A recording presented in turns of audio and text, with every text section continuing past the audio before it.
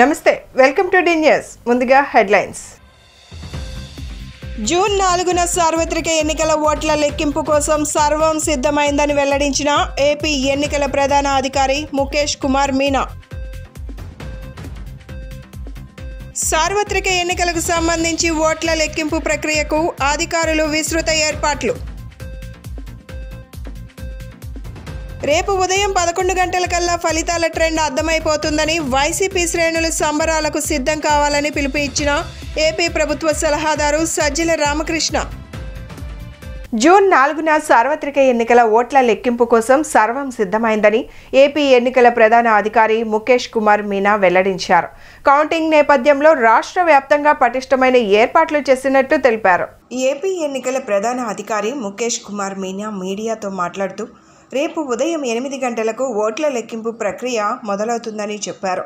మొదట postal ballot ఓట్ల లెక్కింపు చేపడతారని, ఆ తరువాత 8:30 గంటల నుంచి ఈవీఎంలో నిక్షిప్తమైన ఓట్లను లెక్కిస్తారని మీనా వివరించారు. మొదట నర్సాపురం, కొవ్వూరు అసెంబ్లీ నియోజకవర్గాల ఫలితాలు వెలువడనున్నాయని తెలిపారు. ఈ 2 నియోజకవర్గాల ఓట్ల లెక్కింపు 13 రౌండ్లలోనే పూర్తవుతుందని చెప్పారు. అటు చంద్రగిరి, రంపచోడవరం అసెంబ్లీ నియోజకవర్గాల ఫలితాలు అన్నిటికంటే ఆఖరున వెలువడతాయని, ఈ 2 నియోజకవర్గాలకు సంబంధించి 29 రౌండ్ల పాటు ఓట్లను లెక్కిస్తుండడమే అందుకు కారణమని ముఖేష్ కుమార్ మీనా వివరించారు. దాదాపు అన్ని నియోజకవర్గాల తుది ఫలితాలు రేపు రాత్రి 8 గంటల నుంచి 9 గంటల మధ్య వెలువడతాయని తెలిపారు. ఏపీలో 175 అసెంబ్లీ నియోజకవర్గాలకు 2387 మంది అభ్యర్థులు పోటీ చేయగా 25 లోక్సభ స్థానాలకు 454 మంది అభ్యర్థులు పోటీ చేశారని వెల్లడించారు. అందరికీ నమస్కారం. ఈరోజు మనము మన ఎలక్షన్ స్టేజ్కి ఫైనల్ స్టేజ్కి వచ్చేసాము. రేపు కౌంటింగ్ ఉంది. మార్నింగ్ 8 o'clock నుంచి కౌంటింగ్ స్టార్ట్ అవుతుంది. బట్ ఇప్పుడు దాకా వచ్చిన మన ఈ జర్నీలో 16th March election was announced. 13th May polling జరిగింది. రేపు మనం కౌంటింగ్ జరుగుతుంది. పార్లమెంట్ కాన్స్టిట్యున్సీలో 454 మంది పోటీ చేశారు. అసెంబ్లీ కాన్స్టిట్యున్సీలో 2387. ఫైనల్ పోలింగ్ స్టేషన్ నంబర్ మనకు 46,389. ఇది ఇంక్లూడింగ్ ఆక్సిలరీ పోలింగ్ స్టేషన్స్. తర్వాత మన రాష్ట్రంలో ఉన్న 4.13 crore voters. This does not include the service voters. Except service voters, 4.13 crore voters మనకు ఉన్నారు. దాంట్లో 3.33 crores voters they utilize their franchise. Polling percentage మనకు 80.66 వచ్చింది. This is EVM voting percentage. 1.2% add చేస్తే టోటల్ మనకు 81.8% పోలింగ్ జరిగింది, which is almost 2% more than the last 2019లో జరిగిన ఓటింగ్ శాతంకి. పోస్టల్ బ్యాలెట్ కూడా మీ అందరికీ తెలుసు. ఈసారి పోస్టల్ బ్యాలెట్ కూడా చాలా పెద్ద ఎత్తున కాస్ట్ చేయడం జరిగింది. ఐ కుడ్ సే ఆల్మోస్ట్ 92-93% వరకు పోస్టల్ బ్యాలెట్స్ మన ఎలక్షన్లో పని చేసిన సిబ్బంది వాళ్ళు కాస్ట్ చేశారు. ఇప్పుడు దాకా వచ్చిన మన దగ్గర ఇన్ఫర్మేషన్ ప్రకారం 26,473 ఇది అబ్సెంటీ ఓటర్స్ కింద, అంటే 85+. సార్వత్రిక ఎన్నికలకు సంబంధించి ఓట్ల లెక్కింపు ప్రక్రియ మరొక రోజు వ్యవధి మాత్రమే ఉండడంతో ఎన్టీఆర్ జిల్లాలో అధికారులు విస్తృత ఏర్పాట్లు చేశారు. స్ట్రాంగ్ రూమ్లు ఏర్పాటు చేసిన ఇబ్రహీంపట్నం నోవా నిమ్రా కళాశాల వద్ద 3 అంచెల భద్రతా ఏర్పాట్లు చేశారు. కౌంటింగ్ కేంద్రాలు 2 కిలోమీటర్ల దూరం వరకు పటిష్టమైన నిఘా ఏర్పాటు చేయడంతో పాటు సీసీ కెమెరాల పరిధిలోకి తెచ్చారు.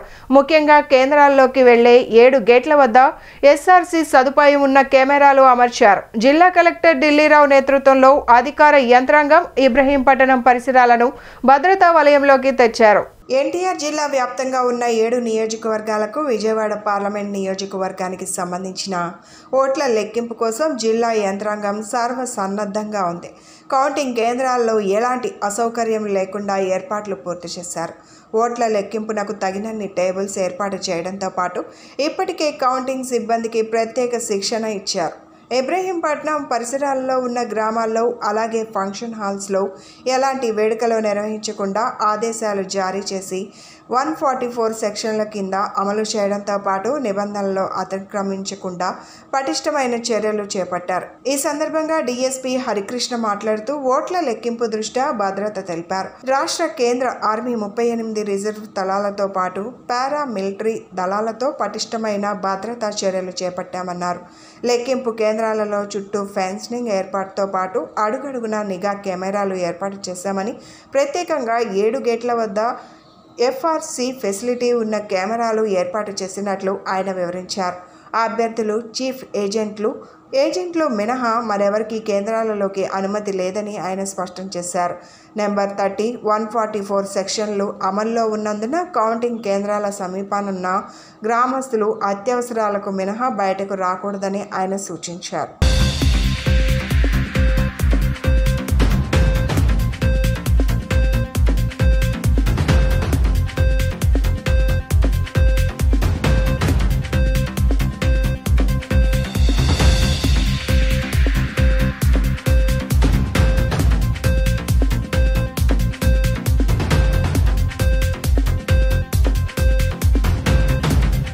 ఎలక్షన్ కమిషన్ ఆదేశాల ప్రకారం నోవా నిమ్రా 2 కాలేజెస్ దగ్గర కూడా 4 బ్లాక్స్లో ఈ కౌంటింగ్ సెంటర్స్ని మన స్ట్రాంగ్ రూమ్స్గా ఏర్పాటు చేశారు. మొత్తం 29 స్ట్రాంగ్ రూమ్స్ ఉన్నాయి. ఇప్పుడు రేపు జరగబోయే కౌంటింగ్కి ఆల్మోస్ట్ 15 హాల్స్లో, స్ట్రాంగ్ రూమ్ సమీపంలో ఉన్న 15 హాల్స్లో కూడా రేపు కౌంటింగ్ జరుగుతుంది. ఇక్కడ పటిష్టమైన బందోబస్తు 3 లేయర్లో ఏర్పాటు చేశారు యాజ్ పర్ ఎలక్షన్ కమిషన్ ప్రకారం. ఫస్ట్ లేయర్ వచ్చి సిఐపిఎఫ్ అంటే సెంట్రల్ మిలిటరీ ఫోర్సెస్ ద్వారా, సెకండ్ లేయర్ వచ్చేటప్పటికి ఆర్మ్డ్ ఫోర్సెస్ ద్వారా లోపల పెట్రోలింగ్. అన్ని స్ట్రాంగ్ రూముల దగ్గర టోటల్ బందోబస్తు అంతా కూడా CIPF, central military, paramilitary forces ద్వారా ఏర్పాటు చేశారు. అట్ ది సేమ్ టైం మిడిల్లో ఉన్నటువంటి ఈ వీళ్ళందరూ కూడా ఆర్మడ్ రిజర్వ్ ఫోర్స్, వాళ్ళు ఒక 150 ఉన్నారండి. లోపల సెంట్రల్ ఫోర్స్ ఉన్నది ఒక 100 ఉన్నారు. ఈ 250తో పాటు 542 members civil police either inside or outside or at the gates, అన్ని చోట్ల కూడా పటిష్టమైన బందోబస్తు ఉంది. ఇక్కడ సుమారు ఇంచుమించు 7 గేట్లు ఉన్నాయి. 7 గేట్ల దగ్గర కూడా పటిష్టమైన guard for the last 15 days, ఆ రోజున స్ట్రాంగ్ రూమ్ పెట్టిన రోజు నుంచి ఈ రోజు వరకు కూడా నిఘా వ్యవస్థ నడుస్తుంది. మొత్తం 4 బ్లాక్లో కూడా 99 సీసీ కెమెరాలు ఉన్నాయి. అంతేకాకుండా బయట ఒక 40 సీసీ కెమెరాలు ప్రతి ఒక్కరిని కూడా వాచ్ చేయడానికి ఉంటుంది. ప్రతి గేట్ దగ్గర కూడా ఫేస్ రికగ్నైజ్డ్ కెమెరాస్ ఉన్నాయి. అంటే సీసీ కెమెరాలస్లో కూడా ఎఫ్ఆర్సి ఫెసిలిటీస్ తోటి అక్కడ ఏర్పాటు చేశారు. అట్ ది సేమ్ టైం ఇక్కడ మొత్తం టోటల్గా ఉన్నటువంటి 800 నుంచి ఇంచుమించు 900 వరకు ఈ పోలీసుని చాలా పటిష్టంగా పెట్టి, ఈ అవుటర్ పెరిఫెరల్లో కూడా చుట్టుపక్కల ఒక 2 కిలోమీటర్ల వరకు కూడా రెడ్ జోన్ ప్రకటించడం జరిగింది. ఎవరైనా కానీ ప్రజలందరికీ మేము విజ్ఞప్తి చేసింది, కలెక్టర్ గారి ద్వారా, గౌరవ కమిషనర్ ద్వారా విజ్ఞప్తి చేసింది ఏంటంటే, ఇంట్లో కూర్చొని కూడా టీవీలో అన్నీ కనిపిస్తాయి. బయటికి రోడ్డు మీదకి రావడం వల్ల గ్యాదరింగ్ని మనం ప్రివెంట్ చేయాలని ఎలక్షన్ కమిషన్ ఆదేశాలు. దాని ప్రకారం మీడియా ద్వారా అందరికీ కూడా గతంలోనే చెప్పడం జరిగింది. రేపు ఉదయం 11 గంటలకల్లా ఫలితాల ట్రెండ్ అర్థమవుతోందని, వైసీపీ శ్రేణులు సంబరాలకు సిద్ధం కావాలని ఏపీ ప్రభుత్వ సలహాదారు సజ్జల రామకృష్ణారెడ్డి పిలుపునిచ్చారు. ఎవరెన్ని అపోహలు సృష్టించినా రేపు వైసీపీ విజయం సాధించడం ఖాయమని సజ్జల ఉద్ఘాటించారు. రేపు ఎన్నికల కౌంటింగ్ నేపథ్యంలో ఏపీ ప్రభుత్వ సలహాదారు సజ్జల రామకృష్ణారెడ్డి మీడియాతో మాట్లాడారు. ఒకవేళ టీడీపీ వాళ్ళు అధికారంలోకి వస్తారనుకుంటే ఈ 2 రోజులు సమన్వయంతో ఉంటే సరిపోతుందని, కానీ వాళ్ళు ఏదో రకంగా హడావుడి చేయాలన్నట్టుగా వ్యవహరిస్తున్నారని సజ్జల విమర్శించారు. ఇష్టం వచ్చినట్టు రాతలు రాస్తున్నారని, లేఖలు ఇస్తున్నారని వ్యాఖ్యానించారు. ఇక రేపు కౌంటింగ్ రోజున వైసీపీ ఏజెంట్లందరూ అప్రమత్తంగా ఉండాలని సజ్జల రామకృష్ణారెడ్డి మరోసారి స్పష్టం చేశారు. కౌంటింగ్ పూర్తయి ఫలితంపై డిక్లరేషన్ తీసుకునేంత వరకు ఏజెంట్లు అక్కడి నుంచి కదలొద్దని అన్నారు. కానీ మీరు గమనించారో లేదో, చంద్రబాబు నాయుడు మాత్రం సైలెంట్గా ఉన్నాడు. ఆయన మాత్రం ఎక్కడ మాట్లాడడం లేదు, చాలా గుమ్మనంగా వ్యవహరిస్తున్నాడు. బహుశా రేపు కౌంటింగ్ రోజున ఫలితాలు ఎలా వస్తాయో ఆయనకు అర్థమై ఉంటుంది. అందుకోసం మానసికంగా సిద్ధమైనట్టున్నాడు. ఇక లోకేష్ దేశంలోనే ఉన్నట్టు లేడు, ఇవాళ వచ్చాడా, ఇన్నాళ్ళు ఇక్కడ ఉన్నట్టు లేడని ఆయన ఎద్దేవా చేశారు. సెలబ్రేషన్స్ కూడా అందరూ రాష్ట్రం అంతా కూడా సిద్ధంగా ఉండాలని అందరికీ ఆల్రెడీ పిలుపు కూడా ఇచ్చాం. ఎందుకంటే అది జరగబోయేది, it's already writing on the wall, clear ఇది కనిపిస్తున్న నేపథ్యంలో ఎవరు ఎన్ని అపోహలు క్రియేట్ చేసి ఏ రకంగా ఏది జరిగినా జరగబోయేదేమో రేపు అది వాస్తవం కాబట్టి అందరూ దానికి కూడా సిద్ధంగా ఉండమని కూడా అందరికీ సందేశం పంపించాము. సుప్రీంకోర్టు కొట్టేసినంత మాత్రాన అది వాళ్ళు చేసిన తప్పు అయితే తప్పు కాకుండా పోదు. క్లియర్, మేము కామన్ సెన్స్ ఉన్న చిన్నపిల్లల్ని అడిగినా చెప్తారు. నువ్వు రూల్ ఒకటి ఫిక్స్ చేసుకున్నావు. ఎలక్షన్ కమిషన్ పోస్టల్ బ్యాలెట్కి సంబంధించి అటెస్ట్ చేసిన అధికారి డీటెయిల్స్ ఏదైనా సీల్ రూపంలో కానీ ఆర్ డీటెయిల్స్ పెన్తో రాసి కానీ ఉండాలన్నారు. ఎందుకన్నారు? ఒక ఉద్యోగి ఎక్కడో పోయి పనిచేస్తుంటే అక్కడ చేసిన అతని వివరాలు తెలియకుండా ఊరికి సంతకం ఉంటే అది ఎవరి సంతకం కూడా తెలియదు. ఇది లాస్ట్ జూలైలో రిలీజ్ అయిన వాళ్ళ గైడ్ లైన్స్. దానికి విరుద్ధంగా దాన్ని చేంజ్ చేయకుండా దేశమంతా కాకుండా ఒక ఆంధ్రప్రదేశ్లో మాత్రమే సంతకం ఉంటే చాలు అని ఒకటి పెట్టారు. ఇది కూడా ఏది తెలుగుదేశం పార్టీ వాళ్ళు వెళ్ళి బ్యాలెట్ పేపర్ చూస్తే సరిపోతుంది, ఇవేం అక్కర్లేదని వాళ్ళు రిక్వెస్ట్ చేశాక వీళ్ళు మార్చారు ఈసీ. దాంట్లో క్లియర్గా బ్లాటెంట్ వయలేషన్. నీ ప్రొసీజర్స్ నువ్వు ఫామ్ చేసుకున్న రూల్సే నువ్వు వయలేట్ చేస్తుంది ఈసీ. అది కూడా ఇప్పుడు పోలింగ్ అయిపోయిన తర్వాత, పోలింగ్కు ముందు డెసిషన్ తీసుకుని కంట్రీ అంతా ఇంప్లిమెంట్ చేస్తే అది న్యాయమైంది, నిష్పక్షపాతంగా ఉన్నది. పోలింగ్ అయిపోయింది, కౌంటింగ్ దగ్గరికి వచ్చాక అది ఒక స్టేట్లో ఇక్కడ మాత్రమే ఇలాంటి ఎగ్జామ్షన్ ఇవ్వడం అనేది విడ్డూరంగా కనపడుతుంది, అనుమానాస్పదంగా కూడా ఉంది. అదే రైట్ చేశాం. But court doesn't want to interfere at this juncture. కాలేమని అది court can take that call. అది ఇండిపెండెంట్ వ్యవస్థ, అది ఇండిపెండెంట్ వ్యవస్థ. కానీ మాకున్న హక్కు పొలిటికల్ పార్టీగా ఏదుందో దాన్ని అయితే పూర్తి ఎగ్జాస్టివ్గా వాడుకున్నాం. రాష్ట్రంలో రైతులకు ఖరీఫ్ పంటకు సంబంధించి వివిధ రకాల విత్తనాల పంపిణీకి కట్టుదిట్టమైన చర్యలు తీసుకోవాలని ప్రభుత్వ ప్రధాన కార్యదర్శి డాక్టర్ కెఎస్ జవహర్ రెడ్డి వ్యవసాయ శాఖ అధికారులను ఆదేశించారు.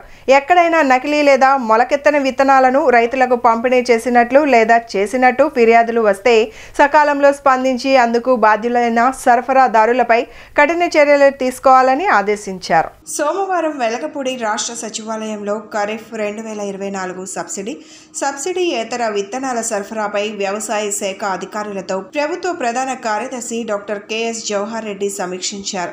ఈ సందర్భంగా సిఎస్ మాట్లాడుతూ రాష్ట్రంలో ఖరీఫ్ పంట సాగుకు రైతులు సన్నద్ధమవుతున్న నేపథ్యంలో రైతులకు అవసరమైన వరి, వేరుశెనగ, ప్రత్తి తదితర రకాల విత్తనాలను సకాలంలో అందించే విధంగా తగిన చర్యలు తీసుకోవాలని ఆదేశించారు. రైతులకు అవసరమైన వివిధ విత్తనాలను రైతు భరోసా కేంద్రాలలో సకాలంలో అందుబాటులో ఉంచాలని చెప్పారు. విత్తనాల సరఫరా పరిస్థితులను వ్యవసాయ శాఖ అధికారులు మండలాల వారీగా నిరంతరం పర్యవేక్షించాలని సిఎస్ డాక్టర్ జవహర్ రెడ్డి వ్యవసాయ శాఖ అధికారులకు స్పష్టం చేశారు. విత్తనాల పంపిణీపై వ్యవసాయ శాఖ సిబ్బంది అంతా క్షేత్రస్థాయిలో పూర్తి అప్రమత్తంగా ఉండాలని సిఎస్ స్పష్టం చేశారు.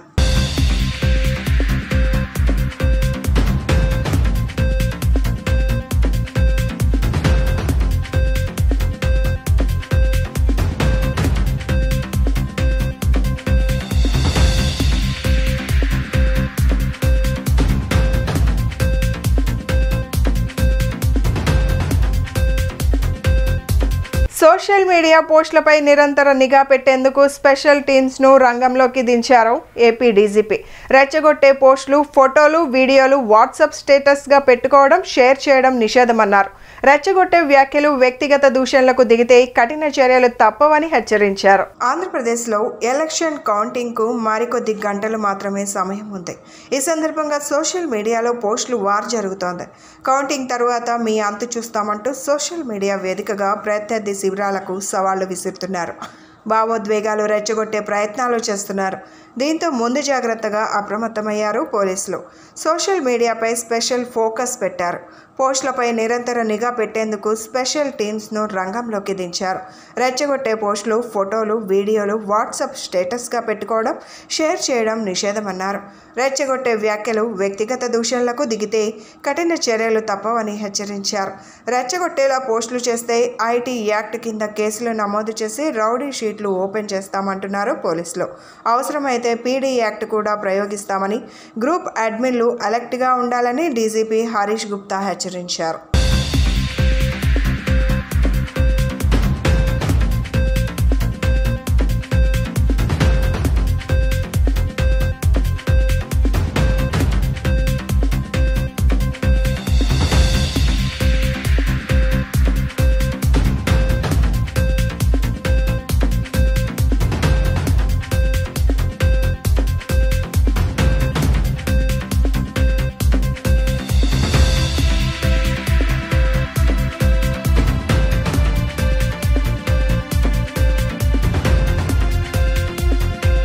గన్నవరంలోని అంతర్జాతీయ విమానాశ్రయానికి సోమవారం AP election police observe Deepak Mishra ప్రత్యేక విమానంలో చేరుకున్నారు. రాష్ట్రంలో నిర్వహించిన ఎన్నికల కౌంటింగ్ ప్రక్రియను పరిశీలించేందుకు దీపక్ మిశ్రా ప్రత్యేకంగా ఆంధ్రప్రదేశ్కు వచ్చారు. ఈ సందర్భంగా పోలీసు ఉన్నతాధికారులకు అనేక సూచనలు, సలహాలు అందించారు. అనంతరం తాడేపల్లిలోని ప్రధాన కార్యాలయానికి రోడ్డు మార్గంలో వెళ్లారు.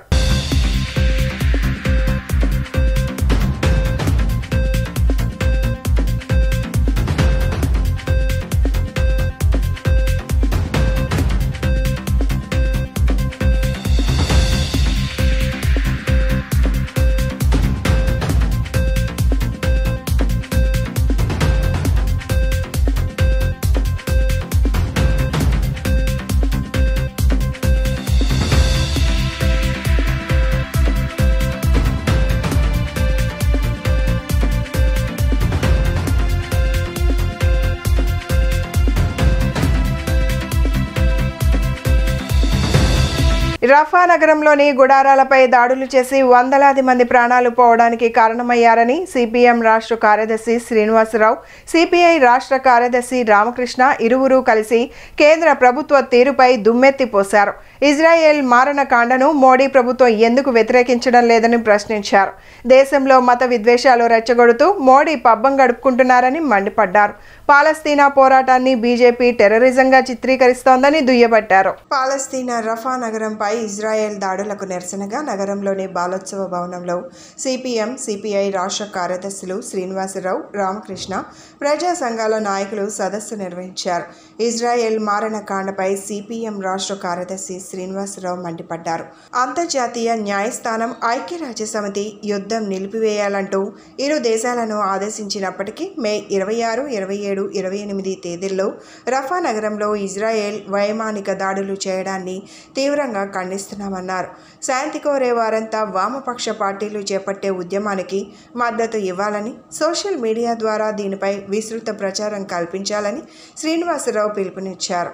ఇజ్రాయెల్ కాల్పుల విరమణ ప్రకటించాలని, పాలస్తీనాను స్వతంత్ర రాజ్యంగా ప్రకటించాలని డిమాండ్ చేస్తున్నట్లు శ్రీనివాసరావు పేర్కొన్నారు. యుద్ధం అంటే రెండు దేశాల సైన్యం మధ్య జరగాలని, బలగం ఉందని ఏకపక్షంగా మరో దేశంపై దాడి చేయడం సబబు కాదని సిపిఐ రాష్ట్ర కార్యదర్శి రామకృష్ణ అన్నారు. ఇజ్రాయెల్ మారణకాండతో ఎంతోమంది అమాయకులు ప్రాణాలు కోల్పోయారని ఆవేదన వ్యక్తం చేశారు. రఫా నగరంలోని శరణార్థుల శిబిరాలపై మే 26న ఇజ్రాయెల్ జరిపిన వైమానిక దాడిలో 45 మంది మరణించారని ఆవేదన వ్యక్తం చేశారు. బాధితుల్లో ఎక్కువ శాతం మహిళలు, పిల్లలు ఉన్నారనే విషయం ప్రసార మాధ్యమాలలో చూసి తీవ్ర కలత చెందినట్లు తెలిపారు.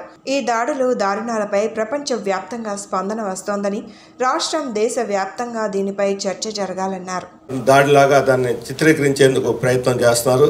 ఇది తప్పు, టెర్రరిజం కాదు. దేశ స్వాతంత్రం కోసం పోరాడుతున్నటువంటి ప్రజల వాళ్ళది న్యాయమైనటువంటి పోరాటం, ఇది స్వాతంత్ర పోరాటం. అందుకని స్వాతంత్ర పోరాటాన్ని టెర్రరిస్టు కింద ముద్ర వేయటం అనేది సామ్రాజ్యవాదులకి ఇది మొదటి నుంచి ఉన్నటువంటి అలవాటు. అలాగే ఈరోజు మన భారత ప్రభుత్వం తీసుకున్నటువంటి వైఖరి ఇది ఇంకా చాలా అన్యాయంగా ఉంది.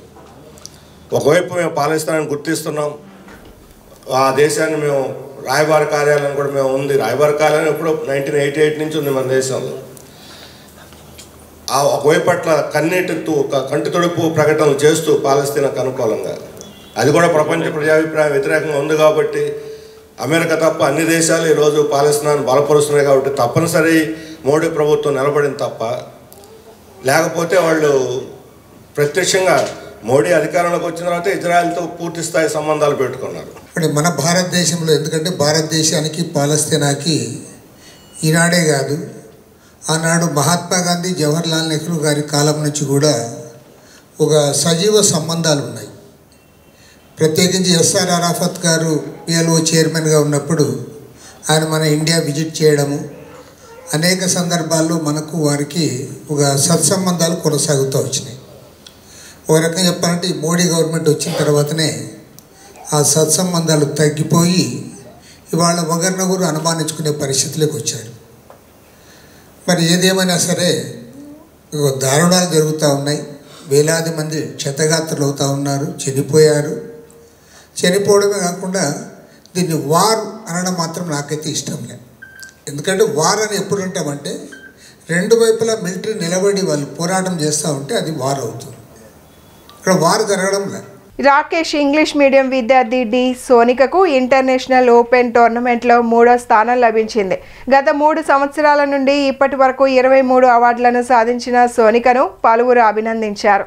అంతర్జాతీయంగా క్లాసికల్ చెస్ స్కోర్ 1445 రేటింగ్ను సాధించి దేశంలోనే గర్వించదగ్గ క్రీడాకారుల జాబితాలో చోటు దక్కించుకుంది. ఇంటర్నేషనల్ ఓపెన్ టోర్నమెంట్లో 3వ స్థానం పొందిన సోనిక అభినందన సభ చిట్టినగర్ రాకేష్ ఇంగ్లీష్ మీడియం స్కూల్లో జరిగింది. ఈ కార్యక్రమానికి స్కూల్ ప్రిన్సిపల్ ఎన్వి రావు అధ్యక్షత వహించి మాట్లాడుతూ విద్యతో పాటు ఇటు చెస్లో కూడా అంతర్జాతీయ స్థాయిలో నైపుణ్యం సాధించడం అందరికీ సాధ్యం కాదన్నారు. ఎవరికి సాధ్యం కాని పని చేసినప్పుడే మిగతా వారి కంటే ఒక చక్కటి గుర్తింపు వస్తుందన్నారు. అంతర్జాతీయ గుర్తింపు పొందిన సోనిక మిగతా విద్యార్థులు స్ఫూర్తిగా తీసుకోవాల్సిన అవసరం ఉందన్నారు. అనుకున్న లక్ష్యం చేరుకోవాలంటే దృష్టి మొత్తం లక్ష్యంపైనే కేంద్రీకరించాలన్నారు. విద్యార్థి దశ నుండే ఒక లక్ష్యాన్ని పెట్టుకొని ఆ దిశగా అడుగులు వేస్తే మంచి స్థానాన్ని పొందవచ్చని ఎన్వి రావు పేర్కొన్నారు. ఈ సందర్భంగా సోనికను ఎన్వి రావు ఆధ్వర్యంలో ఉపాధ్యాయులు ఘనంగా సత్కరించి అభినందనలు తెలిపారు. ఈరోజు చాలా సంతోషంగా ఉంది. మా స్కూల్లో 5th క్లాస్ నుంచి 6th క్లాస్కి వచ్చినటువంటి దేవశెట్టి సోనిక అనే పాప మరి అంతర్జాతీయంగా వాళ్ళ 1445 రేటింగ్ను సాధించి మంచి ఉన్నతమైనటువంటి స్థానంలో తను చేరుకోవడం చాలా సంతోషంగా ఉంది. అలాగే ఇటీవల కానూరులో ఇంటర్నేషనల్ స్కూల్లో నిర్వహించినటువంటి కాంపిటీషన్స్లోని 3rd ప్రైజ్ని తీసుకురావడం జరిగింది. అది జాతీయ వ్యాప్తంగా అందరూ అన్ని రాష్ట్రాల నుంచి వచ్చేటువంటి విద్యార్థులతో పాటు పోటీపడి మరి అట్లాంటి పాప గత 3 సంవత్సరాల నుంచి 3rd క్లాస్ నుంచి కూడా ఆడుతూ దాదాపు 23 అవార్డులను ఇప్పటికే సాధించింది. భవిష్యత్తులో ఈ పాప మరిన్ని అవార్డులు సాధిస్తుందని మాకు నమ్మకం ఉంది. అలాగే భగవంతుడు కూడా ఆ పాపకి ఇంకా శక్తి సామర్థ్యాలు ఇచ్చి రాష్ట్ర స్థాయిలో దేశ స్థాయిలోని కూడా మంచి పేరు ప్రఖ్యాతులు తీసుకొచ్చేటట్టు గర్వించేటటువంటి మంచి చెస్ ప్లేయర్ కావాలని చెప్పేసి మేము ఆకాంక్షిస్తున్నాము. ఈ మీకు ఫెడ్ ఇంటర్నేషనల్ స్కోరింగ్లోని 1445 మార్కులు సాధించేటువంటి విద్యార్థికి మేమందరం కూడా ఉపాధ్యాయులు మేమందరూ కూడా ఈరోజు సత్కారం చేసి అభినందించడం జరుగుతుంది. Thank you. నగరంలోని మొగల్రాజపురంలో డయేరియా లక్షణాలతో మృతి చెందిన కుటుంబాలకు ప్రభుత్వం వెంటనే 10 లక్షల రూపాయల నష్టపరిహారం చెల్లించాలని సిపిఐ రాష్ట్ర కార్యదర్శి రామకృష్ణ డిమాండ్ చేశారు. నగరాలు ఉన్న ప్రజలకు సురక్షితమైన త్రాగునీరు అందించాలని డిమాండ్ చేశారు.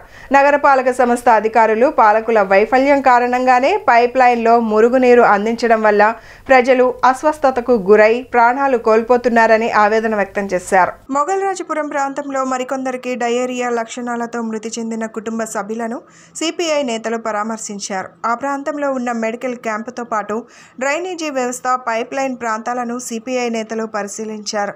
ఈ సందర్భంగా సిపిఐ రాష్ట్ర కార్యదర్శి రామకృష్ణ, నగర కార్యదర్శి కోటేశ్వరరావు మాట్లాడుతూ తూర్పు నియోజకవర్గం కొండ ప్రాంతాల నివాసం ఉంటున్న నిరుపేదలకు సురక్షితమైన తాగునీరును అందించడంలో ప్రభుత్వం, పాలకులు ఘోరంగా వైఫల్యం చెందారని మండిపడ్డారు. అధికారులు నిర్లక్ష్యం కారణంగానే పైప్ లైన్లో బురద నీరు సరఫరా కావడం వల్ల ప్రజలు అనారోగ్యానికి గురయ్యారని మండిపడ్డారు. ఇప్పటికైనా నగరపాలక సంస్థ అధికారులు ప్రజలకు సురక్షితమైన తాగునీరు అందించే విధంగా చర్యలు చేపట్టాలని కోరారు. నమస్కారాలు. ఇవాళ విజయవాడ లాంటి నగరంలో కలుషిత నీటి తాగడం వల్ల ఈ రకంగా 9 మంది చనిపోవడం అనేది చాలా ఆశ్చర్యాన్ని కలిగిస్తుంది. ఎందుకంటే ఎక్కడో మారుమూల పల్లెలు ఏదో జరిగిందంటే అక్కడ గవర్నమెంట్ మెషినరీ సరిగా ఉండదు, లేదంటే అక్కడ మున్సిపాలిటీనో లేదంటే అక్కడ ఉన్న పంచాయతీ వాళ్ళు సరిగా పట్టించుకోలేదని చెప్పొచ్చు. కానీ రాష్ట్రంలోనే అత్యంత చైతన్యవంతమైన విజయవాడ నగరంలో ఇవాళ మున్సిపల్ కార్పొరేషన్ అధికారులు, తర్వాత ప్రజారోగ్యం వారికి సంబంధించి, అదేవిధంగా ఎవరైతే మంచినీరు సరఫరా చేస్తారో వాళ్ళ యొక్క నిజంగా నిర్లక్ష్యం వల్లనే ఇది జరిగిందని చెప్పి నేను భావిస్తూ ఉన్నాను. ఎందుకంటే వాళ్ళు క్లియర్గా చెప్తా ఉన్నారు, చనిపోయిన కుటుంబాల వారు ఆ నీళ్లు సక్రమంగా లేవు, ఆ నీళ్లు తాగిన తర్వాత కుటుంబం యావత్తు కూడా వారు ఇబ్బందులు పడ్డామని కూడా చెప్పారు, హాస్పిటల్కి కూడా పోయారు. కాబట్టి ఇక్కడ మొగల్రాజపురంలో 6 మంది, పాయకరావుపేటలో 3, మొత్తం 9 మంది చనిపోయి ఆ 9 కుటుంబాలు కూడా నిరాశ్రయులైనాయి. విజయవాడ నగరపాలక సంస్థ చరిత్రలో ఇటువంటి ఘోరం, ఇంత ప్రమాదం సంభవించటం ఇదే మొట్టమొదట వైఎస్ఆర్ కాంగ్రెస్ పార్టీ పాలకపక్షం వైఫల్యం వల్లనే జరిగిందని చెప్పి సిపిఐగా మేము అభియోగం చేస్తూ ఉన్నాం. ఎండాకాలం రాకమునిపే సాక్షాత్తు మేయర్ గారు ప్రాతినిధ్యం వహించేటటువంటి డివిజన్లో సిపిఐగా ఆందోళన చేశాం, అనేక ప్రతిపాదనలు చేశాం. కొండ ప్రాంతాల్లో 40 సంవత్సరాల క్రితం వేసినటువంటి పైప్ లైన్స్, విజయవాడ నగరం మొత్తం కూడా కొండ ప్రాంతాలు కాదు దిగువ ప్రాంతాలు కూడా పైప్ లైన్స్, రోడ్లు పెరిగాయి, ఇళ్ళ ఎత్తులు పెరిగాయి. పెరిగినటువంటి పైప్ లైన్స్ అన్నీ కూడా కాలువల్లోకి వెళ్ళిపోయినాయి. కాలువలో తుప్పు పట్టినటువంటి కాలువలకి మరమ్మత్తు చేయాలి, కొత్త పైప్ లైన్స్ వేయమని చెప్పి అనేక సార్లు సిపిఐగా విజ్ఞప్తి చేశాం. కానీ వారు ఏం చేశారు, ఎక్కడికక్కడ రబ్బర్ ట్యూబులు చుట్టారు. రబ్బర్ చుట్టడం వల్ల ప్రమాదాలు ఆగవు. టీడీపీ చీఫ్ చంద్రబాబు మంగళగిరిలోని పార్టీ కేంద్ర కార్యాలయానికి చేరుకున్నారు. ఈ సందర్భంగా అక్కడికి భారీగా చేరుకున్న కార్యకర్తలు ఆయనకు ఘన స్వాగతం పలికారు. విజయం మనదేనంటూ ముందస్తు శుభాకాంక్షలు తెలిపారు. సంబరాలు చేసుకునేందుకు రేపటి వరకు వేచి ఉండాలని పార్టీ అధినేత వారికి సూచించారు. ఎన్నికల్లో పార్టీ కోసం పనిచేసిన నేతలను ఆయన అభినందించారు.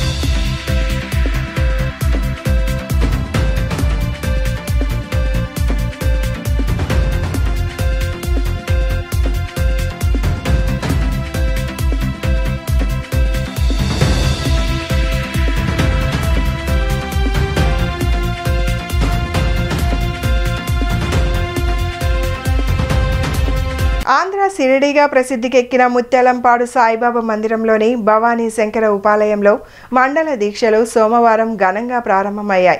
ఇటీవల మందిర ప్రాంగణంలో ప్రాణప్రతిష్ఠ చేసిన మరకత లింగేశ్వరునకు మండల దీక్షల ప్రారంభోత్సవ సందర్భంగా పంచామృత అభిషేకాలు, రుద్రయాగం, హోమాలు నిర్వహించారు. ఈ కార్యక్రమంలో పాల్గొన్న సిరిడి సాయిబాబా మందిర గౌరవ అధ్యక్షులు పూనూరు గౌతమ్ రెడ్డి, మందిరం కార్యదర్శి కుంచనపల్లి శ్రీహరి, అర్చకులు భాగవత ఈశ్వర కుమార శర్మ మాట్లాడుతూ శివానుగ్రహంతో దేశం సుభిక్షంగా ఉండాలని ఆకాంక్ష వ్యక్తం చేశారు. మండల దీక్షల మహోత్సవంలో భాగంగా యజ్ఞ యాగ క్రతువులను శాస్త్రోక్తంగా నిర్వహించినట్లు తెలియజేశారు.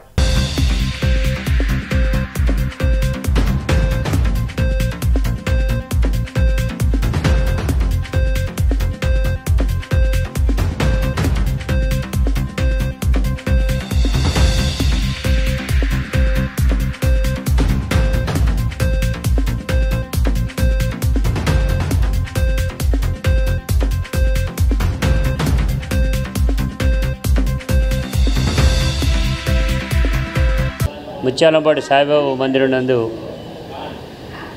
స్వామివారు వేంచేసి ఉన్నారు.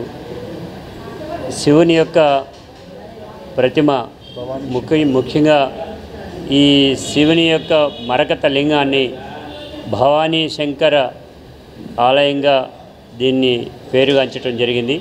మండల దీక్ష కార్యక్రమం ఈ రోజున ఉదయం 6 గంటల నుంచి ప్రారంభమై జరుగుతూ ఉంది.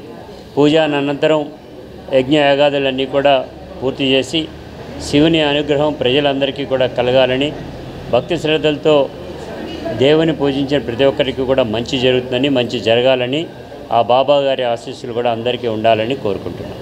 నా పేరు భాగవత ఈశ్వర కుమార శర్మ. ఈరోజు ఇక్కడ స్వామివారికి ముత్యాలంపాడు నందు భవానీ శంకర స్వామివారి నందు చక్కగా ఆలయంలో స్వామివారికి మండల దీక్ష సందర్భంగా అనేక రకములైనటువంటి అభిషేకాలు అట్లాగే కార్యక్రమాలు చేయడం జరుగుతోంది. శివానుగ్రహం ఏమిటి అంటే దేశము అట్లాగే రాష్ట్రములు అంతా కూడాను ఎప్పుడూ కూడా ఆనందంగా సుభిక్షంగా సంతోషంగా జీవించాలి అంటే వారికి శివానుగ్రహం ఉంటే చాలని చెప్తోంది వేదం. కాబట్టి ఏమిటంటే ఈరోజు మండల దీక్ష సందర్భంగా స్వామివారికి పంచామృతాలతోనూ అట్లానే ఇత్యాది పళ్ళరసాలతోనూ చక్కగా స్వామివారికి అభిషేకాది కార్యక్రమాలు, అట్లాగే అంతా కూడా క్షేమంగా ఉండాలి ఈ దేశంలో ప్రజలందరూ కూడా అని చక్కగా లోకక్షేమం కోసం రుద్రహోమము అట్లాగే రుద్రయాగం కూడా చేయడం జరుగుతోంది. శివానుగ్రహం వల్ల ఈ లోకము ఈ క్షేమం అంతా కూడా సుభిక్షంగా ఎప్పుడూ కూడా ఆనందంతో వర్ధిల్లుతుంది. సర్వే జనా సుఖినో భవంతు, లోకా సమస్తా సుఖినో భవంతు. అజిత్ సింగ్ నగర్లో ముఖ్యమంత్రి జగన్మోహన్ రెడ్డిపై గులకరాయితో దాడి చేసిన కేసులో నిందితుడైన వేముల సతీష్ కుమార్ ఇంటికి చేరుకున్నారు. ఈ కేసులో అరెస్ట్ అయిన అతడు ఇప్పటి వరకు నెల్లూరు జైల్లో ఉన్నారు. హైకోర్టు బెయిల్ మంజూరు చేయడంతో అధికారులు జైలు నుంచి విడుదల చేశారు. న్యాయవాది సలీంతో కలిసి వేముల సతీష్ కుమార్ వడ్డెర కాలనీలోని ఇంటికి చేరుకున్నారు. బంధుమిత్రులు, స్థానికులు తరలివచ్చారు. ఈ సందర్భంగా సతీష్ కుమార్ మాట్లాడుతూ ముఖ్యమంత్రిపై రాయి దాడి ఘటనలో తనకు సంబంధం లేదని తెలిపారు. వైకాపా నాయకులు 300 ఇస్తానంటే వడ్డెర కాలనీ ఆర్చ్ వద్ద నిలబడ్డానని తెలిపారు. కావాలనే నన్ను ఈ కేసులో ఇరికించారని వివరించారు. న్యాయవాది సలీం మాట్లాడుతూ సతీష్ నేరం చేయలేదని ముందు నుంచి చెబుతూనే ఉన్నానని పేర్కొన్నారు. ఆయన్ని బెయిల్పై బయటకు తీసుకువచ్చానని, ఈ కేసులో అతనికి తప్పనిసరిగా న్యాయం జరుగుతుందని తెలిపారు. కాగా ఈ కేసులో వడ్డెర కాలనీకి చెందిన తెలుగుదేశం పార్టీ నాయకుడు వేముల దుర్గారావును అప్పట్లో పోలీసులు అదుపులోకి తీసుకున్నారు. అతనికి ఈ కేసుతో సంబంధం ఉందని వారు చెప్పడంతో వడ్డెర కాలనీ వాసులు ఆగ్రహం వ్యక్తం చేసిన విషయం తెలిసిందే. బోండా ఉమామహేశ్వరరావు పేరు చెప్పమని తీవ్ర స్థాయిలో పోలీసులు ఒత్తిడి చేసినా దుర్గారావు చెప్పలేదు. మరోవైపు రాష్ట్ర వ్యాప్తంగా దీనిపై అలజడి చెలరేగడం, పోలీసులు అక్రమంగా అదుపులోకి తీసుకున్న దుర్గారావును చూపించాలంటూ హేబియస్ కార్పస్ పిటిషన్ దాఖలు చేసేందుకు రంగం సిద్ధం కావడంతో వేముల దుర్గారావును వదిలేశారు. దుర్గారావు కూడా నిన్న సాయంత్రం సతీష్ కుమార్ ఇంటి వద్దకు విచ్చేశారు. ఈ కేసులో సతీష్ కుమార్ పేరు వినిపించగా దాన్ని అడిగేందుకు వస్తే తనను కూడా అక్రమంగా కేసులో ఇరికించేందుకు ప్రయత్నించారని దుర్గారావు పేర్కొన్నారు. మాకు ఈ కేసుకి అయితే ఏం సంబంధం లేదు సార్, మేము కొట్టలేదు. మమ్మల్ని కావాలని ఇరికిచ్చారు, మేమైతే కొట్టలేదు.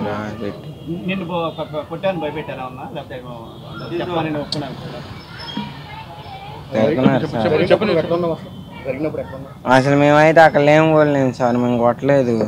మాకు ఈ కేసుకి ఏం సంబంధం లేదు. మమ్మల్ని కావాలని ఇబ్బంది పెట్టలే కానీ భయపెట్టించారు సార్.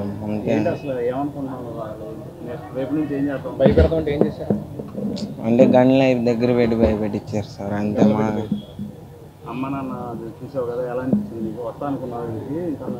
రాలేను అనుకున్నా సార్, వచ్చిన. రాష్ట్ర విభజన జరిగి 10 సంవత్సరాలు గడుస్తున్నా నేటికి రాష్ట్రానికి రాజధాని లేకుండా పోయిందని, ఈ ఆత్మఘోష ఎప్పటికీ తీరుతుందని ఆంధ్రప్రదేశ్ ప్రొఫెషనల్ ఫోరం అధ్యక్షులు నేతి మహేశ్వరరావు ఆవేదన వ్యక్తం చేశారు. విభజన సమయంలోనే రాజధాని అంశంపై చట్టంలో పొందుపరిచి ఉంటే నేడు ఇబ్బందులు ఉండేవి కాదన్నారు. విభజన సమయంలో జరిగిన తప్పుల వల్ల రాష్ట్రం తీవ్ర అప్పుల పాలైపోయిందని విమర్శలు గుప్పించారు. విజయవాడ గాంధీనగర్ ప్రెస్ క్లబ్ నందు నిర్వహించిన ఆంధ్రప్రదేశ్ ప్రొఫెషనల్ ఫోరం అధ్యక్షులు నేతి మహేశ్వరరావు మీడియాతో మాట్లాడుతూ రాష్ట్ర విభజన జరిగి 10 సంవత్సరాలు గడిచిందన్నారు. ఒక రాష్ట్రం సంబరాలు చేసుకుంటుంటే మన రాష్ట్రం ఏం జరుగుతుందా అని చూస్తున్నారని అన్నారు. మద్రాసు నుంచి విడిపోయి ఇబ్బందులు పడ్డాం. హైదరాబాద్ నుంచి 2014లో అవమానంతో విడిపోయామని అన్నారు. నేటికి రాష్ట్రానికి రాజధాని లేకుండా పోయింది. ఈ ఆత్మఘోష ఎప్పటికీ తీరుతుందని ఆవేదన వ్యక్తం చేశారు. విభజన సమయంలో జరిగిన తప్పుల వల్ల రాష్ట్రం తీవ్ర అప్పుల పాలైందని తెలిపారు. రాజకీయ పార్టీలు ఇప్పటికైనా ఏదైనా మంచి చేయాలని ఉంటే, ఆంధ్ర జాతిని రక్షించాలని ఉంటే, ఏదైనా అభివృద్ధి చేయాలని ఆర్థిక విధానాలు రూపొందించేటప్పుడు పౌర సమాజాన్ని సంప్రదించాలని సూచించారు. రెవెన్యూ లోటు మరో 10 ఏళ్లు గడిచినా పెట్టుబడులు రావాలంటే రాష్ట్రంలో కక్ష వాతావరణం పోవాలన్నారు. రాష్ట్రంలో యుద్ధ వాతావరణం నెలకొంది. ఇలాంటి వాతావరణంలో కంపెనీలు రాష్ట్రానికి రావని, ప్రస్తుత రాజకీయ నాయకులకు ఆస్తులు పక్క రాష్ట్రాల్లో ఉన్నాయని విమర్శించారు. ఇక్కడ ఆస్తులు ఉంటే కక్ష వాతావరణం తగ్గుతుందన్నారు. పక్క రాష్ట్రాల్లో ఉన్న వాళ్ళు కొంచెం ఆలోచించి రాష్ట్ర బాగు కోసం కృషి చేయండి, లేదా ఆ రాష్ట్రంలోనే ఉండిపోవాలని హితవు పలికారు. మీడియా మిత్రులకు నమస్కారం. ఈరోజు ప్రెస్ మీట్ యొక్క ముఖ్య ఉద్దేశం, మన ఆంధ్రప్రదేశ్ విభజన జరిగి 10 సంవత్సరాలు అవుతున్న సందర్భంగా ఆంధ్రజాతి ఆత్మఘోష తీరేనా అన్న అంశం మీద ఈరోజు ప్రెస్ మీట్ పెడుతున్నాం. ఒక రాష్ట్రం విడిపోయింది, 2 రాష్ట్రాలు అయ్యాయి. ఒక రాష్ట్రం ఏమో సంబరాలు జరుపుకుంటా ఉంది, ఇంకో రాష్ట్రం ఏమో ఏం జరుగుతుందో అర్థం కాకుండా దివాలా అంచుకెళ్ళిన పరిస్థితి చెప్పాలంటే. అంటే మన ఘోష ఎవరికి చెప్పుకోవాలో అర్థం కాని పరిస్థితి అనుకోవాలి. ఆంధ్రజాతి ఆత్మఘోష ఈ రోజు నుంచి ఉందా అంటే మనం చూసుకుంటే చరిత్ర నుంచి కూడా ఆ రోజు మద్రాసులో అవమానించబడ్డాం. మద్రాసు నుంచి అవమానించబడ్డారు కాబట్టి ఆ రోజు పొట్టి శ్రీరాములు అన్ని రోజులు ప్రాణత్యాగం చేయటానికి కూడా ఇష్టపడిన పరిస్థితి. అక్కడి నుంచి విజయవాడ వచ్చే పరిస్థితుల్లో మళ్ళీ రాజధానిని కర్నూలుకు మార్చడం, అక్కడి నుంచి మళ్ళీ హైదరాబాద్కి మార్చడం. అలా హైదరాబాద్ వెళ్ళిన తర్వాత కూడా రోజు అవమానాలు తెలంగాణ వాళ్ళతోటి, అక్కడ కూడా అవమానపడ్డ పరిస్థితులు మన ఉద్యోగస్తులు వీళ్ళందరూ కూడా. అలా 2014 వరకు జరిగిన పరిస్థితి. ఆ రోజు మళ్ళీ ఇలా జరుగుతున్న పరిస్థితులు ఉంది కాబట్టి తెలుగు జాతి ఆత్మగౌరవం కోసం జయాంధ్ర నినాదం తీసుకోవడం, అప్పుడున్న పెద్దలందరూ కూడా ఆ రోజు పాల్గొనడం, ముఖ్యంగా వెంకయ్యనాయుడు కానీ, వెంకటరత్నం గారు కానీ, వసంత నాగేశ్వరరావు కానీ వీళ్ళందరూ కూడా ఆ రోజు ఉన్న పరిస్థితి. ఆ రోజు ఆంధ్ర రాష్ట్రం విభజన జరిపించినా కూడా ఈ పాటికి ఆంధ్ర రాష్ట్రం ఎక్కడో దేశంలో ఉన్నత స్థానంలో ఉండేది. ఆ రోజు రాజకీయ ప్రకారమే ఆంధ్ర రాష్ట్రాన్ని విభజించలేదు. ఆ తర్వాత 2014లో కూడా ఆంధ్ర రాష్ట్రం విభజన అయిపోతుందని తెలిసి కూడా మళ్ళీ అప్పుడున్న కాంగ్రెస్ ప్రభుత్వంలో ఉన్న కిరణ్ కుమార్ రెడ్డి కొత్తగా మళ్ళీ సమైక్యాంధ్ర అంట మొదలుపెట్టడం. 1 year ముందే ఆంధ్ర రాష్ట్రం విడిపోతుందని తెలిసినప్పుడు, మనకి పిక్చర్ క్లారిటీగా ఉన్నప్పుడు, హైదరాబాద్ మీద ఎమోషన్ తోటి, హైదరాబాద్ మీద అభిమానంతో ఆ రోజున్న నాయకత్వం మొత్తం కూడా ఆంధ్రప్రదేశ్ విడిపోకూడదు, వాళ్ళ విడిపోవాలంటే మనం విడిపోకూడదు అన్న దాంతో మొత్తం రాజకీయంతో తిప్పేసి ఆంధ్ర రాష్ట్రానికి తీవ్ర నిర్ణయం చేశారు ఆ రోజు అనుకోవాలి. జూన్ 4న జరిగే ఓట్ల లెక్కింపు ప్రక్రియ ఏర్పాట్లను కేంద్ర ఎన్నికల సంఘం శరవేగంగా పూర్తి చేసింది. లోక్సభతో పాటు ఏపీ, ఒడిశా శాసనసభ ఎన్నికల ఫలితాలు ఆ రోజే వెలువడనున్న నేపథ్యంలో సర్వత్రా ఉత్కంఠరత నెలకొంది. రాష్ట్రంలో ఓట్ల లెక్కింపునకు 33 ప్రదేశాల్లో 350 కౌంటింగ్ కేంద్రాలను ఏర్పాటు చేశారు. ముందుగా పోస్టల్ బ్యాలెట్లు లెక్కించి అవి పూర్తయిన తరువాత ఈవీఎంలలో నిక్షిప్తమైన ఓట్లు లెక్కించనున్నారు. ఆంధ్రప్రదేశ్ శాసనసభ, లోక్సభ ఎన్నికల ఫలితాలపై సర్వత్రా ఉత్కంఠ నెలకొంది. జూన్ 4న ఉదయం 8 గంటలకు ఓట్ల లెక్కింపు కార్యక్రమం ప్రారంభం కానుంది. దీనికోసం రాష్ట్ర వ్యాప్తంగా 33 ప్రాంతాలలో 350 కౌంటింగ్ కేంద్రాలను సిద్ధం చేశారు. చీమ చిటుక్కుమన్న పసిగట్టేలా కౌంటింగ్ కేంద్రాల వద్ద 3 అంచెల భద్రతా వ్యవస్థ ఏర్పాటు చేశారు. సీసీ కెమెరాలు సహా కేంద్ర బలగాలు, స్థానిక పోలీసులతో హై సెక్యూరిటీని పెట్టారు. ఉదయం 5 గంటలకే లెక్కింపు టేబుళ్లు సంబంధిత అధికారులకు కేటాయిస్తారు. ఆ తర్వాత గోప్యత పాటిస్తామని సంబంధిత నియోజకవర్గం రిటర్నింగ్ అధికారి సిబ్బందితో ప్రమాణం చేయిస్తారు. ఉదయం 8 గంటల నుంచి 8:30 గంటల వరకు పోస్టల్ బ్యాలెట్ లెక్కింపు పూర్తి చేస్తారు. ఒకవేళ ఆ సమయంలో పోస్టల్ బ్యాలెట్లు లెక్కింపు పూర్తి కాకపోతే వాటి లెక్కింపు కొనసాగిస్తూనే ఈవీఎంల ఓట్లు లెక్కిస్తారు. కౌంటింగ్ సిబ్బంది ఒక్కొక్కరు నిమిషానికి 3 పోస్టల్ బ్యాలెట్ ఓట్లు లెక్కించే అవకాశం ఉన్నట్లు తెలుస్తోంది. ఇక ఈవీఎంలలోని రిజల్ట్ బటన్ మీద నొక్కగానే కనిపించే ఓట్ల సంఖ్యతో పాటు అభ్యర్థులకు వచ్చిన ఓట్లు లెక్కించి అధికారులు నమోదు చేసుకుంటారు. ఆ తర్వాత ఏజెంట్లు మైక్రో అబ్జర్వ్ సంతకం తీసుకొని ఎవరికి అభ్యంతరం లేదనుకున్న తర్వాతే ప్రతి రౌండ్ ఫలితాలు వెల్లడిస్తారు. ఈవీఎంల లెక్కింపు పూర్తయిన తరువాత వీవీప్యాట్ స్లిప్లను కూడా లెక్కించే ప్రక్రియను ఈసీ నిర్దేశించింది. ప్రతి నియోజకవర్గంలోనూ పోలింగ్ కేంద్రాల నెంబర్లను లాటరీ తీసి ఆయా వీవీప్యాట్లను లెక్కించేలా నిర్ణయం తీసుకుంటారు. ఓటు వేసేటప్పుడు ఓటర్ వెరిఫైడ్ పేపర్ ఆడిట్ ట్రయల్గా పిలిచే వీవీప్యాట్లలో సదరు ఓటు ముద్రణ అవుతుంది. ఈవీఎం, వీవీప్యాట్ల మధ్య ఏమైనా వ్యత్యాసం ఉంటే రెండోసారి లెక్కిస్తారు. వీవీప్యాట్లో స్లిప్పులు లెక్కింపు పూర్తయ్యేంత వరకు ఫలితాలు అధికారికంగా ప్రకటించారు. ఎండలు, ఉక్కపోతతో ఇబ్బందులు ఎదుర్కొంటున్న ప్రజలకు ఏపీ వాతావరణ శాఖ చల్లటి కబురు చెప్పింది. దక్షిణ కోస్తా పరిసరాల్లో ఉపరితల ఆవర్తనం విస్తరించి ఉంది. రుతుపవనాలు ఆవర్తనం ప్రభావంతో ఇవాల్టి నుంచి 4 రోజుల పాటు ఏపీలో మోస్తరు నుంచి భారీ వర్షాలు కురిసే అవకాశం ఉందని అమరావతి వాతావరణ కేంద్రం పేర్కొంది. గంటకు 30 నుంచి 40 కిలోమీటర్ల వేగంతో ఈదురుగాలులు వీస్తాయని అంచనా వేస్తోంది. ఉపరితల ఆవర్తనం, రుతుపవనాల ప్రభావంతో ఏపీలో ఇవాళ పార్వతీపురం, మన్యం, అల్లూరి, ఏలూరు, కృష్ణా, ఎన్టీఆర్, ప్రకాశం, నెల్లూరు, కర్నూలు, నంద్యాల, అనంతపురం, వైఎస్ఆర్, శ్రీ సత్యసాయి, అన్నమయ్య, చిత్తూరు, తిరుపతి జిల్లాల్లో తేలికపాటి నుంచి మోస్తారు వర్షాలు పడతాయని వాతావరణ శాఖ అంచనా వేస్తోంది. మిగతా చోట్ల తేలికపాటి జల్లులు కురిసే అవకాశం ఉంది. ఆదివారం రాత్రి ఏపీలోని 43 ప్రాంతాలలో వర్షపాతం నమోదైంది. అత్యధికంగా అనకాపల్లి జిల్లా నర్సీపట్నంలో 125.7 మిల్లీమీటర్లు, నంద్యాల జిల్లా పాణ్యంలో 113.2, ఎన్టీఆర్ జిల్లా జగ్గయ్యపేటలో 106.2 మిల్లీమీటర్ల వర్షపాతం నమోదైంది. అదేవిధంగా 205 ప్రాంతాలలో మోస్తారు వర్షంతో 15.6 నుండి 64.4 మిల్లీమీటర్ల వర్షపాతం నమోదైంది. ఇవాళ రాష్ట్రంలో చాలా చోట్ల తేలికపాటి నుంచి మోస్తారు వర్షాలు కురిసే అవకాశం ఉందని, లోతట్టు ప్రాంత ప్రజలు అప్రమత్తంగా ఉండాలని ఏపీ విపత్తుల సంస్థ ఎండి రోణంకి కూర్మనాథ్ సూచించారు. బులెటిన్ ముగించే ముందు హెడ్లైన్స్ మరొకసారి. జూన్ 4న సార్వత్రిక ఎన్నికల ఓట్ల లెక్కింపు కోసం సర్వం సిద్ధమైందని వెల్లడించిన ఏపీ ఎన్నికల ప్రధాన అధికారి ముఖేష్ కుమార్ మీనా. సార్వత్రిక ఎన్నికలకు సంబంధించి ఓట్ల లెక్కింపు ప్రక్రియకు అధికారులు విస్తృత ఏర్పాట్లు. రేపు ఉదయం 11 గంటలకల్లా ఫలితాల ట్రెండ్ అర్థమైపోతుందని వైసీపీ శ్రేణులు సంబరాలకు సిద్ధం కావాలని పిలుపు ఇచ్చిన ఏపీ ప్రభుత్వ సలహాదారు సజ్జల రామకృష్ణ. ఇవి ఈనాటి bulletin updates. Keep watching the news.